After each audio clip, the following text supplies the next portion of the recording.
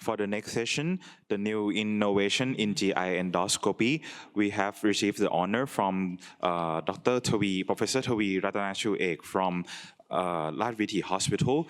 He will talk on the topic on new innovation in GI endoscopy. Please give a warm welcome to Professor Thawee. Thank you very much for your kind introductions.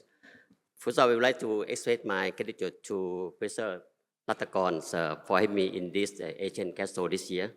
Congratulations for this meeting. And ladies and gentlemen, good afternoon, everyone. My maybe small topic in terms of new innovation in GI endoscopy. I think as you all know, new innovation in GI endoscopy, mostly right now, recent developed AI innovation technology. I think it's the AI is in term of the diagnosis. But today I will focus on the therapeutic point of view for the new innovation in GI endoscopy because this more intervention. And I will talk apart from the bariatric endoscopy. Hope you will enjoy the next section. So I try to focusing on the 4 topics in luminal and 3 for peritoneally. Let me start with the first one is a more widening space of the technology is endoscopic submucosal dissection. You can see right now the case of the early detection of the early cancer. So endoscopic treatment is one of the good option in terms of the good result and quality of life in from the upper to the lower one. I think the ESD is good in terms of the curative resection, especially on board resection, and to get the R0 resection as well compared with the piecemeal. The problem is not only the a little bit late perforation high in the unexperienced or early experience of this technology, but also the take time to start the procedure. If you look at in the clinical practice right now, so another option newly developed is term of the detection device. You can see this slide is to show you the detection technique. I will focusing on the device-assisted technique. On the right hand side, you can see the keep with dry method. It's very simple. Keep with loop or multiple device, and keep with snare or even the pulley technique. And on the left-hand side, you can see the direction detection. I will give you more detail later on. So we can divide in 2 terms. The first one is the technique that you need to remove scope to attack the device. Mostly is related with the line technique. We keep the line, especially the lines you can use suture line or dental force outside the scope, and you place the clip inside the scope. And you bring to keep detection. Or you can use another device, for example, the snare. The second one is no required for the without scope. Mostly right now, more center use like a SO clip. This is commercially available, including in Thailand. You can see this picture, this concept. So I think the concept of the beginner to know the direction of detection depends on the as you plan as a strategy when you resect first, and when you resect it flop up, try to in terms of the cavity is a selection, and do detection. You need to how to make the detection, make your flap is letting up. So the principle you need to understand how you plan to resect from one side to another side, and you detection from the anti cavity first. The second one is full thickness endoscopic resection. This is more interesting. As you know, in 2015 and 16, Wesco tried to launch the FTRD device. This is the first one of the full thickness resection device. You can see this device is the assembly is on the left hand side. On the right side is our case. The upper one is a cecum, small silicone net, and the low one is the recurrent of the post EMR technique that with all of the scarring. So the technique is when you assembly and then you mark the lesion.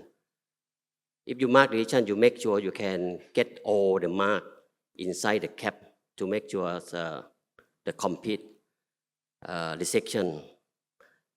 In terms of technique, this device, they have the wiring.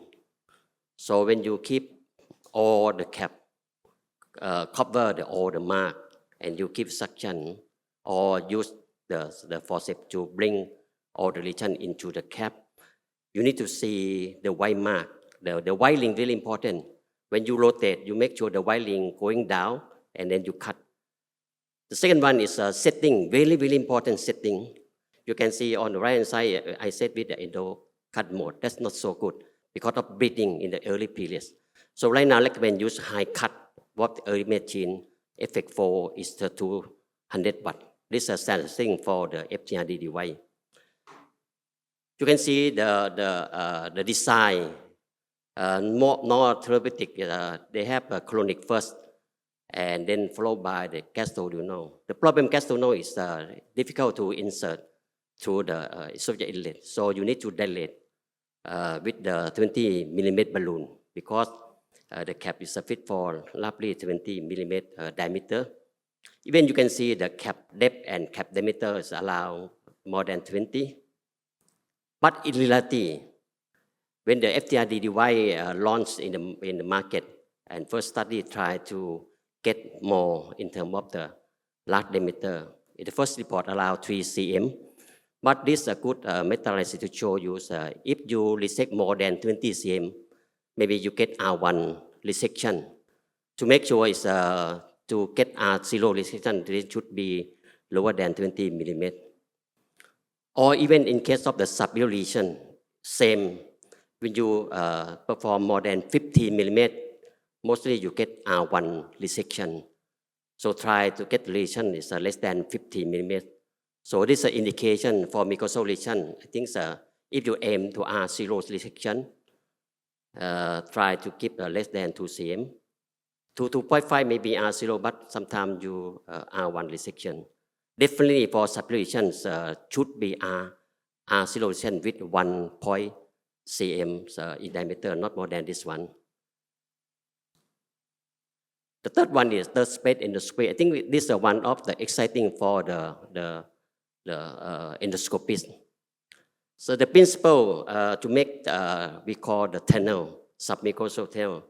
This is a publication from Sumiyama and the Mayo team to read in the most study to inject blue dye in the submucosal, to open the tunnel, and dissect the submucosal like a potential tunneling, and then keep the outside in terms of into the extra luminal. You can see on the right hand side, the scope can go to the extra luminal. The inlet and outlet is a little bit different location. That means can minimize in terms of the perforation or contamination. This concept of the third space endoscopy. And this device, I think the device is the same in ESD device. It's not much different. And you can see the clinical application start by first in case of achalasia with the pleural endoscopic myotomy. And then later on, you can see a lot of the publication to show the clinical implication. Schenker delirium, epiphenic delirium combined with the proem, refractory gastroparesis to so-called gastric or G proem, or even submucosal to remove submucosal lesion, stir, poet. So many techniques that we developed. This our case. Poem, C poem, septotomy for diverticulum, G poem, stir for the submucosal tumor at the cardia, and more extended or imaging indication for third space, especially bariatric surgery. I keep it, and also in case of Hirschsprung disease in children or in young adults. This idea publication first by our good friend Professor Amo Bapaye from Pune. She diagnosed the Hirschsprung disease by the 5 cm from the aorta to get the full resection to see the granglion, and then decided where to make a subdural myotomy from the posterior, from the anterior of the myotomy of the anorectal up to the maybe some part of the sigmoid colon. I think this is one of the challenging and very good result from Professor Amo Papaye. The fourth one is one of the interesting and also important for us to culture defect or perforation, especially chronic fistula. I think the clip, you may all know this and familiar to use the clip. Right now, more available, the bigger clip, stronger clip, 16, 18 millimeter diameter.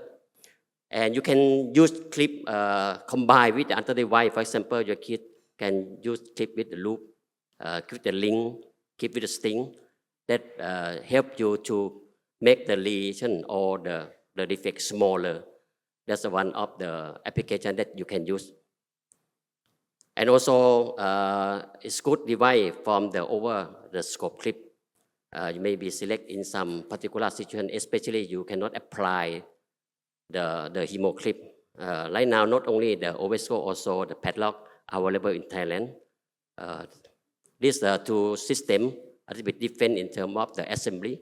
I think padlock, in my experience, is easily to assembly. But the problem is padlock.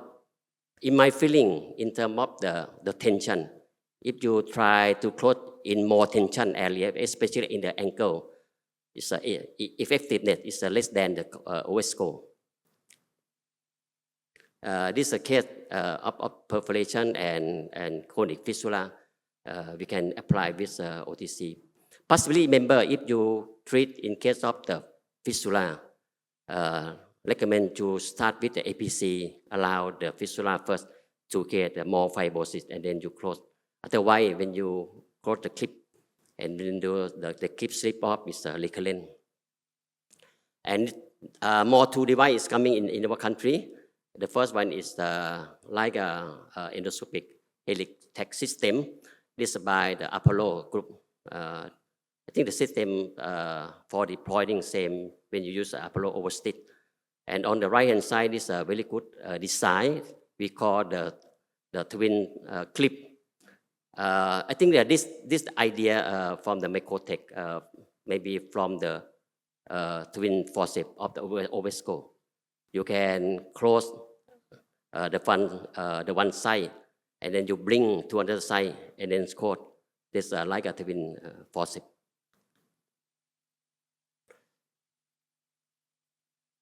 And also Olympus provide the good device. This so-called suture art. This the truly endoscopic suturing. In my experience, it's a bit difficult. So we need to learn with your assistant, and you need to practice because of the handling is sometimes a little bit difficult. I think for the suture art, maybe you need more learning with the tissue first until you're more confident to use it. So my recommendation when you start, recommend to suture at the rectal area or in the gastric area, small space. These other ones, I think this one option for you, especially in case of the chronic fistula. As you know, chronic fistula is very difficult to close because of fibrotic area. In some case, you cannot close with the clip, always go clip, padlock, even suturing tissue breakdown. So many literature to use the cardiac septal device. So in this case, we use a PDA occluder, mostly for the PDA in the children. You can see the stent, the short stent, and deploy system. This is our case. This is a neo-vaginal fistula post-section, small fistula between the neo-vaginal and rectum. We try to close it with many ways, clip, ovesco, or the frail, even transrectal suturing. So finally, we decided to use a PDA occluder. It's the technique very simple because we can use the percutaneous approach, and we deploy from the percutaneous to the rectal area. You can see right now this patient is 1 year and 3 months. is fully closed of the fistula. I think if you encounter of the chronic fistula that's difficult, I think the cardiac septal device one of the option for you to treat this patient to improve quality of life. For the pancreatobili, it's I think right now available in our country is a magnet. This case, did in Chulalongkorn Hospital. This 49-year-old females with a bad injury. You can see the complete obstruction. So in this case, we approach by US-guided hepatogastroscopy first to improve quality of life, no PTPD. This magnet that we do, we use the gold plate, the onanium magnet, 3 mm 1 cm, and we apply this attack. You can see the stent from the hepatogastroscopy tract, and we put the magnet through the bulb into the liver. This is the first magnet. And then we apply the second magnet from the time papillary. You can see the magnet. This is a day, next day, the magnet is already late thermosis attack. And then we keep around 5 to 7 days, we come back and we can negotiate the canalization. And then we remove the magnet, we delete, and then we put medicine. This case already in the video GI. Second one for the pancreatobili endoscopy is cholangioscopy. As you know, cholangioscopy have been developed for a long time, maybe more than half of century, from the fiber optic to the right now the single operator, the disposable cholangioscopy is easily to use it. In Thailand right now we have 4 companies, start from the Boston Scientific and then 3 from the China. But the different in terms of the image, you can see the right now the new one is the pixel. It mostly a digital pixel is a 160K. It gives you more resolution. And the second one is the channel more bigger one compared to 1.28 to right now the channel up to 2 mm. So this is a room for the development accessory in the future. For example, APC to treat intraductal lesion. And the third one is 2 channel. This is a little bit new. We can use the 2 channel as well with the cholangioscopy. It's a new device. What the role of the cholangioscopy? Of course, we can see more and do more. In terms of the see more, in terms of the diagnostic. Today we say on the intervention. As you know, 2 main intervention, the laser, and the laser is a very important, or ESL, to break with under the cholangioscopy. Right now, in Thailand, we also have the thulium laser. As you know, thulium laser is newly developed, not only to break stone. We can see on the left-hand side, the PD stone and CB stone, and also can cut in terms of incision. You can see the right-hand side, we can break the metallic stent. So this is one of the advantage for the thulium laser. I think maybe thulium laser will replace the holmium laser in the market right now. And this the old one, but still the beneficial for the endoscopic guidance to PDT. If PDT available in your country, is one of the technique that you can use under guidance of the cholangioscopy. So the last one is guided procedure. I think guided procedure, a lot of the potential improvement. You can see we start with the most common cirrhosis for omnicosid drainage, and then move to the bili, corticodonostomy, hepatoscotomy, even gallbladder drainage and pancreatobili drainage.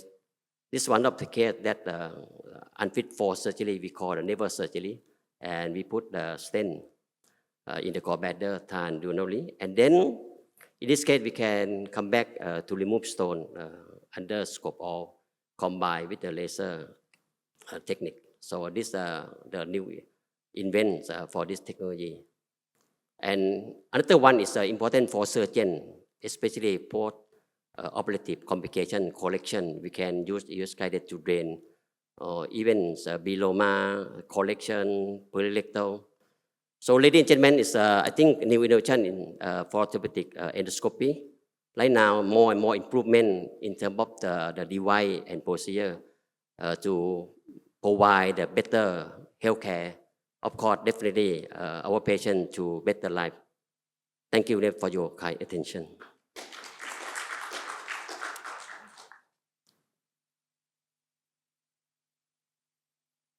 Thank you, Professor Thawee, for such an fascinating talk. Do we have any questions from the floor, from the audience?